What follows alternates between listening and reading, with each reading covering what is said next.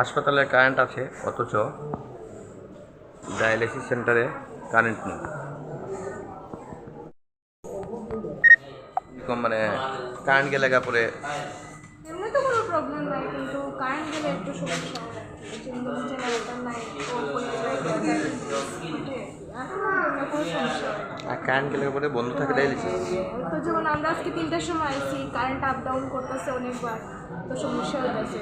এবং এখনো কারেন্ট নাই তো আপনার ডায়ালিসিস পরিষেবা পাইতেছেন না।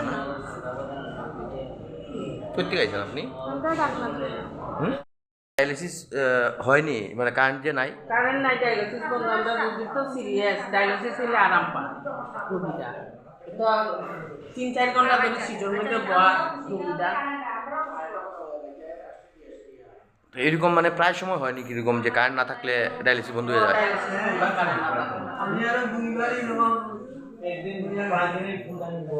হুম, দুইবার আরো দুদিন আজকে মাত্র লাগে স্টার ছিল হুম। গরিব মানুষটা কিভাবে এই ইঞ্জেকশনটা লইতো? অসহায় মানুষ। দাম কত ইঞ্জেকশনটা? 1200 টাকা, 1100 কত টাকা বডি প্রিন্ট আছে। তারা কত করে গভর্নমেন্ট থেকে আমরা কাটতে গেল জানি না, তারাই দেয়। আপনি কত কি জানেন?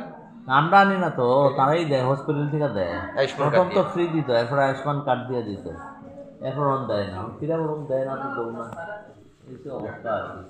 কোনো গুরুত্ব নাই। সকাল থেকে আমি 3টার থেকে জানাইছি, এখন অব্দি ডায়ালিসিস লইতে পারি না। এখন বই রয়েছে গেলে ডায়ালিসিস লইলে আমার রাত্রে অসুবিধা হইতো না, শ্বাসকষ্ট হইতো না।